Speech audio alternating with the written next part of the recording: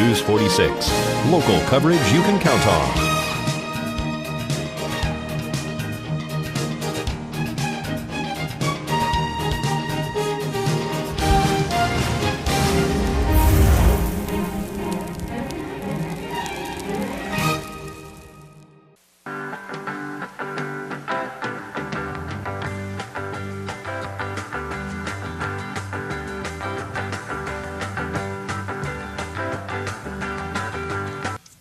Hi, welcome to Community Viewpoint. I am Maria Hurst, your host tonight, and I am pleased once again to be joined by ML Robinson from the UNR Cooperative Extension. And we are so lucky that we get him on the show to do these demonstrations and informational shows, because the information that you're watching tonight, you can rewatch again on YouTube on our channel, and it's really valuable information, and we really appreciate you coming on and doing this. I enjoy doing it. I love being out here and with you and John when he's here, and it gives us an opportunity to reach further out in the community, which is what we're supposed to be doing with Extension. Yeah, it's awesome, and I'm excited about tonight because I've never seen anything like this done. So I purposely, before we aired, I was like, don't show me, because I want to learn just like everybody else out there is learning too. So before we go into that, though, a word from our sponsors. Yeah, I want to talk about the Fair and Festival magazine that you can get that KPVM has just put out. And there's all kinds of coupons and advertisements. There's an entertainment schedule. And I just wanted to point out, it looks like my favorite kind of music, metal.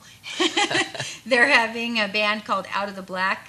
I've never heard them, but I'm excited to hear them. They're on Thursday night and Saturday night. Thursday night they're on at 9, and Saturday they're on at 11. Not to leave anybody else out, because there's great entertainment. There's Hard Rain, Randy Anderson, John Earl and the Boogeyman Band, a Paper Writer, Mirror Image. There's all kinds of bands. There's an idol contest. So there's all kinds of stuff there, but I was really excited to see that there was 80s metal there. So we just talked to John earlier as well. And we were like all getting a little excited, upset. yes. Yeah, a little excited. I guess I said sorry about that. I guess there is a publication that came out that said that the city tree was a salt cedar. Well, I don't know who wrote it, and I apologize. I'm not trying to trash anybody's publication. However, the salt cedar is on the noxious weed list, and it's a very invasive tree, and it's really, really bad for the water table, and we are trying to get rid of every salt cedar in this valley and the surrounding valleys. So please, if you want to know any more information about the salt cedar and the damage that it can cause to the water table and the damage that it causes to plants around the actual tree. It sterilizes the soil with salt. Yes. And at one time they were promoted as windbreaks, but we really want to get away from them, and because there are various species of salt cedar. But the long and short of it is there's a campaign to get rid of salt cedar, and we really need to, because it sucks up a lot of water and it sterilizes the soil so nothing else can grow. And there's a big debate on it, but basically we want to get rid of it. It's an invasive plant material. So and that's like one of my things. Like I guess everybody has, causes that and that is just like everywhere I go. Get rid of that out of your yard. It's terrible. And it takes a really long time for the soil to recover after those. And if you let them grow, what is it, 300 gallons a day for a full-size one? Yeah, it just takes up a lot of water. And unfortunately, it's an ideal tree in many ways. It grows in our adverse conditions. It's beautiful when it blooms. It has some positive points if you overlook that it's a noxious invasive that does all these other bad things. So I understand why people like it. They think it's pretty. It has pink and white flowers, but it's something that we should be growing, and we should do our efforts to get rid of it, because every plant that you grow is a seed source, and anywhere you irrigate, it's like cattails. It comes up, except cattails don't make an invasive tree. So we need to.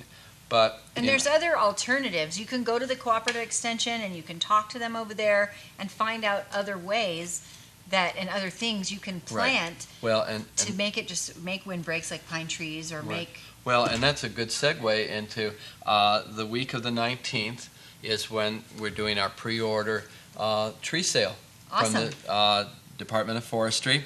You need to pre-order for your trees. Call the Extension office at 257-5532. Pre-order your trees. They'll give you all the information, and then you pick them up on October 8th. And so fall's for planting. Fall's an excellent time to plant hardy plants and trees because it gives the entire winter. They sit there, you don't think they're doing anything, but they're putting out all this wonderful root system. Cool. And they're ready to go in the spring, takes less water, and they're happy and they're doing their thing. You might not see it, but they are. But they're working. They're working hard. Can we get the phone number for that again? And Yes. Is that a 702? No, it's 775? Okay. Yeah, it is 727. 775. I'm sorry. Okay, that's okay. I'm sorry. It is 775-727-5532. Okay, cool. That's the right. I Preface. think so. I thought you said something different, so that's why I probably did. I just wanted to make sure we you had know, the all number I right. know I have to remember all the phone numbers, and I don't want to. If I'm not careful, I give Debbie Woodland's home phone number, which the end of her the last four numbers of her home phone number is the same as mine in my office. So I have to be really careful because we don't want you calling her at home. Sorry, Debbie. Okay. And so Cool. the tree orders are coming up. So order your trees. You get them at a really good price. You help support the Division of Forestry, and so that helps. Now, is that they have to be there on the 19th to order, or do they have a couple days, or can they call it in well, now? the week of the 19th is when they start taking the pre-order. You may be able to give them a call and see if they'll pre-order ahead of time. They'll tell you how much they are and when you have to have your checks in and everything. Okay. But you have to be there on October 8th to pick them up, Okay. and you have to pre-order. Okay. But Sometimes you they- could designate someone maybe to Pick pick them it up for you Oh, if you absolutely. can? Okay. Yeah. And then the next thing we're doing is we have a lot of things coming up. We're doing food preservation. This has become really quite popular with the economic situation that we have all over the valley, both in Las Vegas and here. And Deb Woodlander has been really doing a great job on this. They're small classes. They do cost you to go, but not very much. The next one they're having 2 classes September 20th, and it's on pickling. So if you like pickles but never have done pickles, you know, for some of us out there, we've grown up with people canning. My family all canned. My wife's family all canned. When we first got married, we did a lot of canning because we were really poor and going to college and stuff, and so used to doing it. But there's a whole generation of people that have now had that experience, and so Extension is kind of making Back to the Future, and they are teaching different types of preservation classes on canning and drying, and in this month in September they're doing 2 classes on pickling. And pickling is a lot of fun. If you like pickles, they're easy to make and a good way to store various things. You can pickle watermelon rinds. I was just going to say, can't you pickle like garlic? Garlic. I don't know if you can make pickles out of garlic. No, I mean, could you pickle garlic? I know sometimes they'll sell pickled garlic. Well, Or is that? that's mostly in oil and stuff. It's garlic. Oh, I see. Okay. But pickles, watermelon rinds, I guess zucchini, anything like that. You can pickle okra. Okra's really good pickled. And of course cucumbers. And maybe you could pickle. I think that'd be kind of a interesting pickle. I don't remember what it was. Maybe it but wasn't you can garlic, put but onions. They do pickle onions. maybe that's what I'm thinking of Yeah. is onions. Yeah, they're round and. Okay, that's probably what I'm thinking. I probably thought it was garlic. But garlic, one of the things I like doing with garlic is peeling it, and putting it in olive oil and letting it set in the fridge, and to cook with that is. Of course, I'm one of those It's individuals. pretty awesome. If you put garlic and onions and peppers, I'll eat cardboard and stir fry. You got to have those things.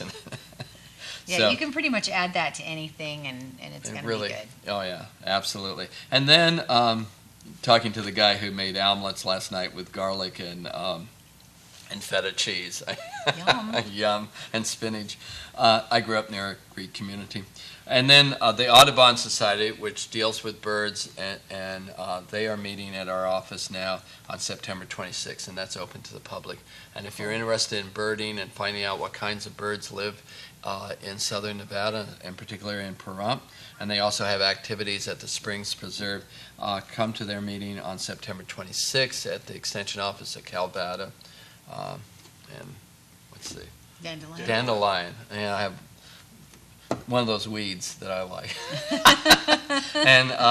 And you can call our office on any of this information. Awesome. And the number again? Is 775? Yes, 775-727-5535. I almost gave Deb's number again. Awesome. Thank you. You bet. So now, what do we have in front of us? Did we want to talk about the fair?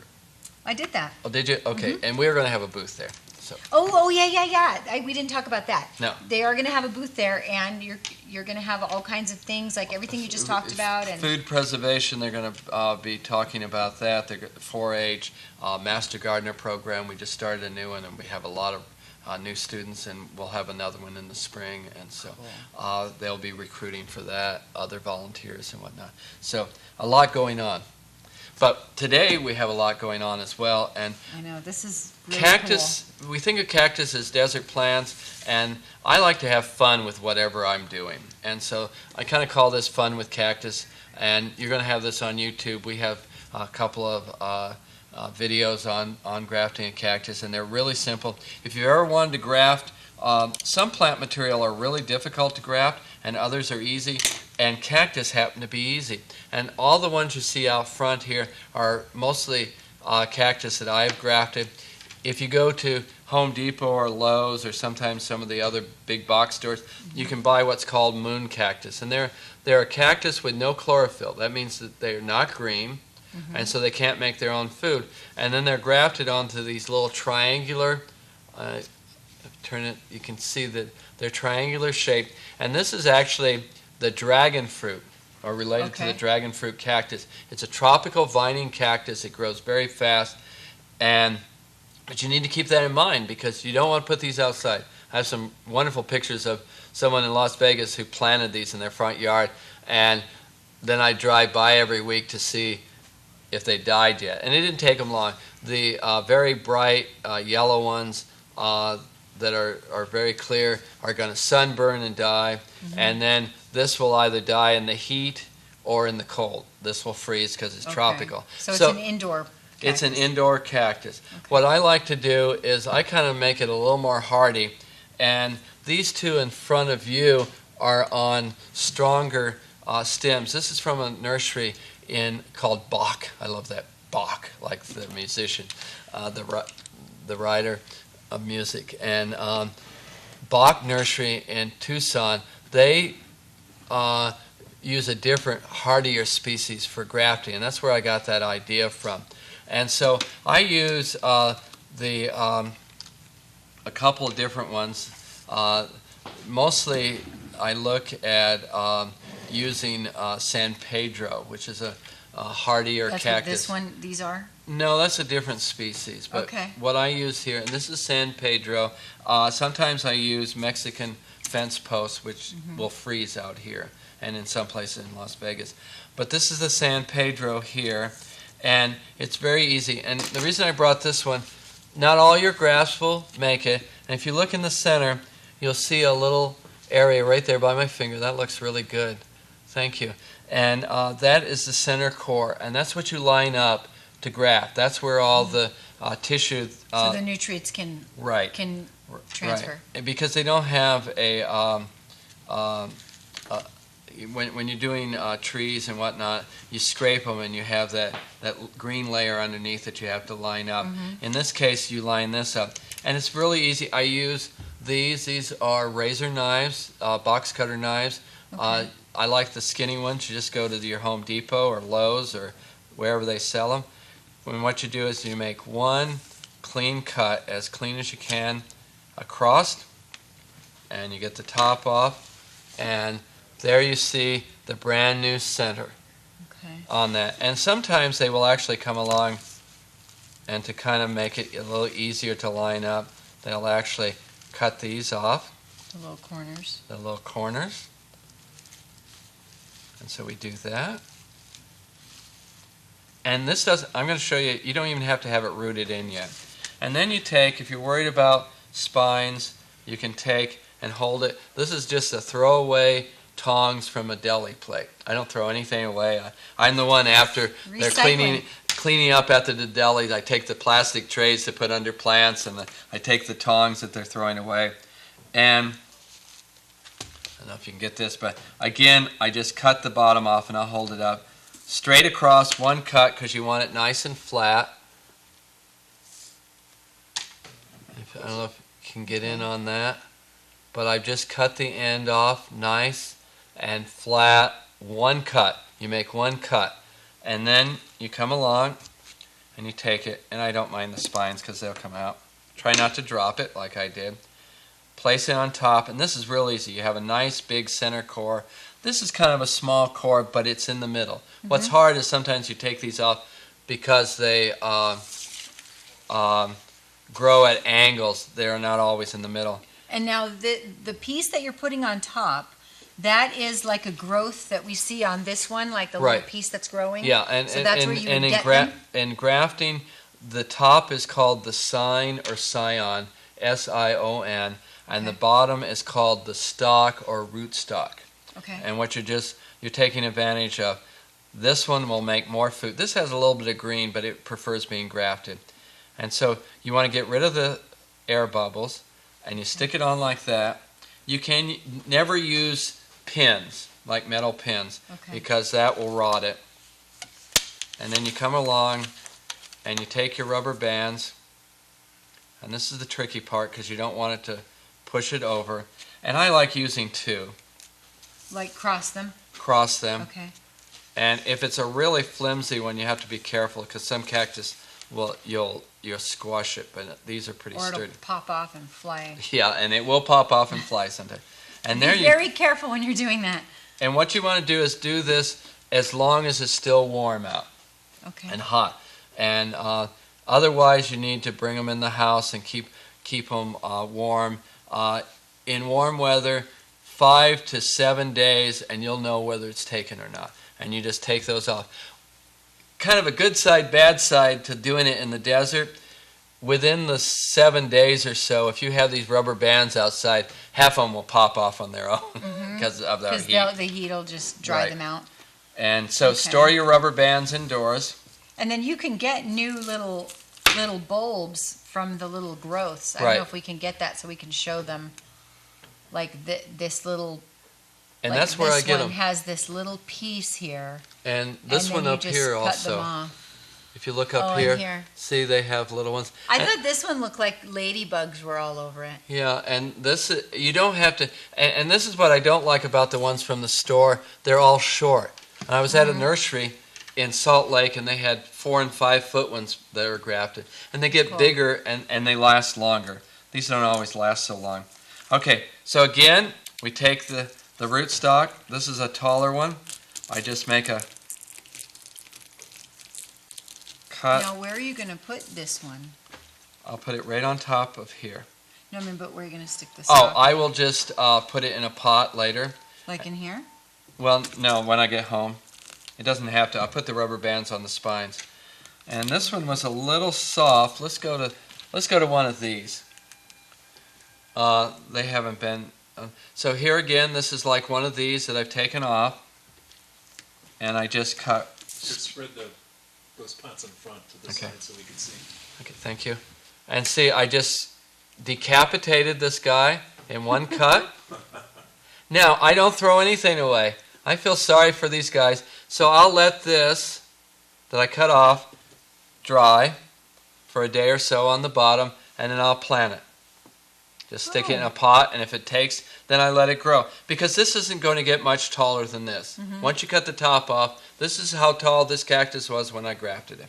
Okay. And then I come along, and I take my sign.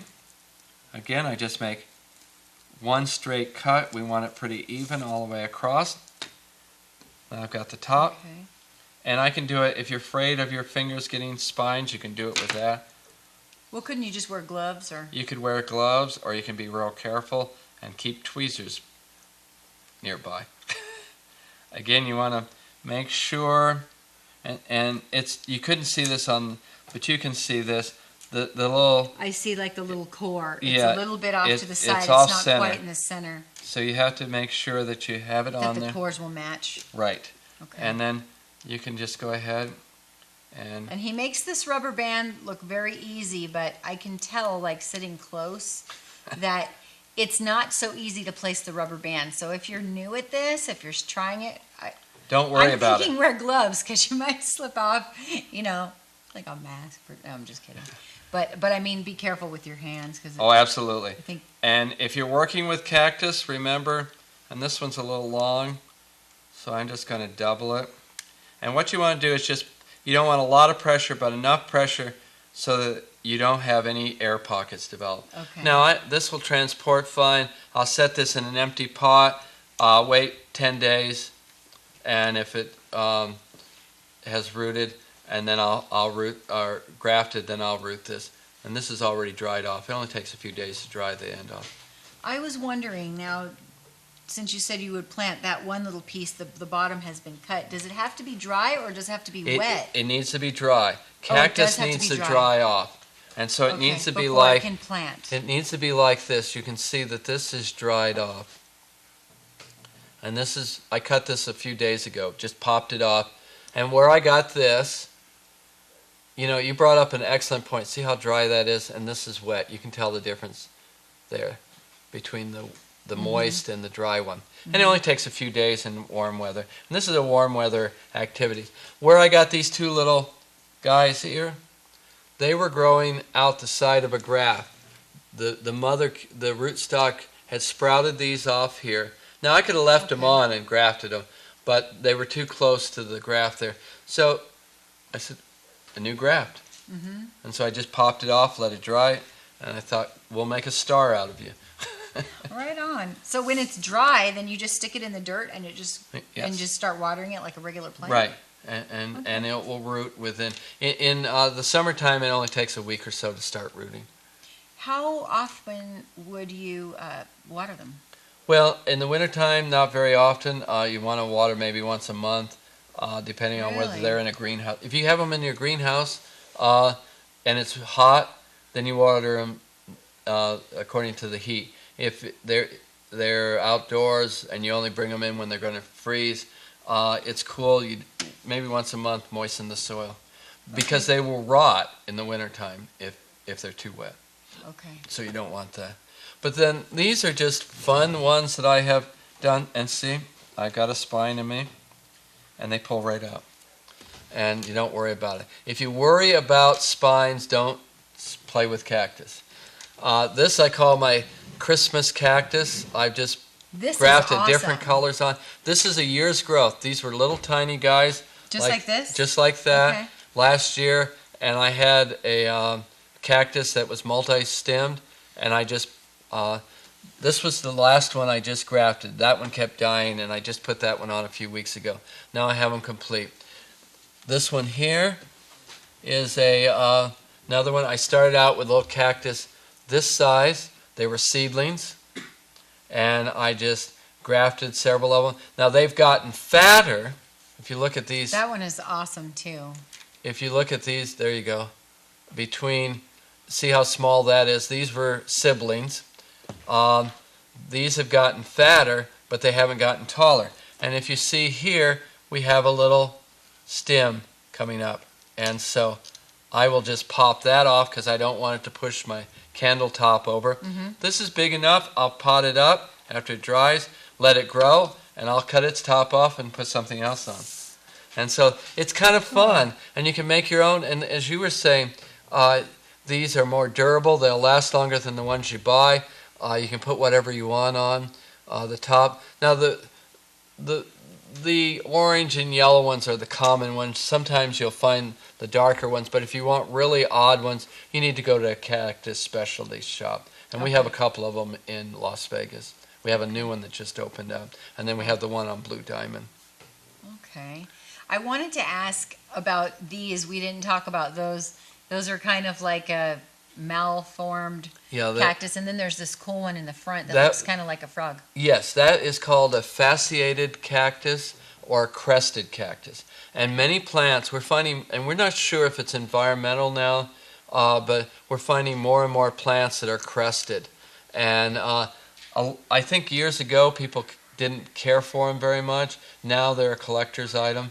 I even found That means that they're covered with stuff, right? No, it means that they're like a coxcomb. Sometimes they call them a coxcomb, like a rooster's comb. Oh, okay. And I actually found a desert willow tree that had a branch that was flattened out like that. And so there have been over 100 species of plant materials that have been recorded to have this fasciation. And we're not sure whether it's a virus or environment or a combination of things. And there's a lot of research going into it. We're actually collecting all kinds of plant material in Las Vegas. Anyone that sees it, bring it to the office because we're collecting different species that are fasciated. Okay. So But- if you see something that's like this, shaped like that, they can bring it to the local cooperative extension? Right. And on a shrub or a tree, it'll be just a flat stem that's fanned out. And I actually have pictures of saguaro cactus that have this fan top, just like that, but it's huge.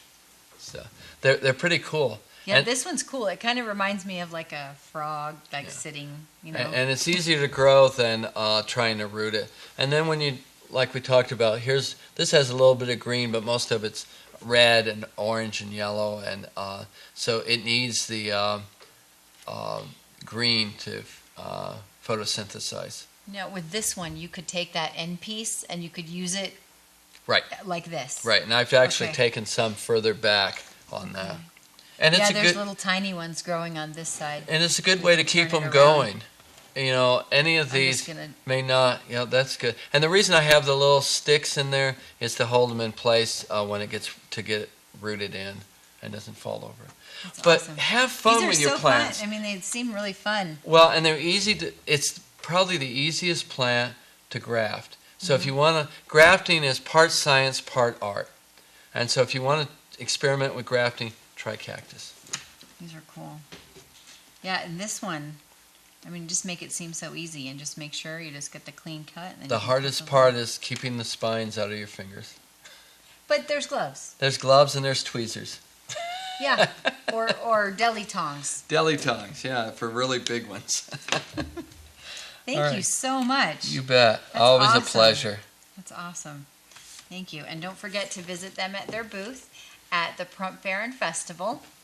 All So- kinds of great information. Yes. And you know, Extension is here for you. That's our mandate.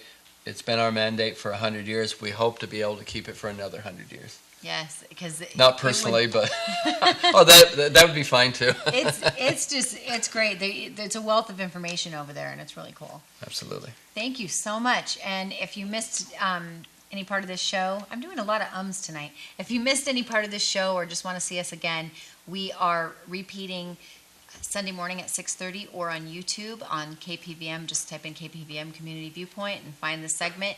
We want to thank Jeff in the Master Control Room and in our TD room today. And thank you, John, for doing the cameras. And we will see you'll see John and I next week. Thank you so much and have a wonderful weekend. Weekend. Goodbye. Bye.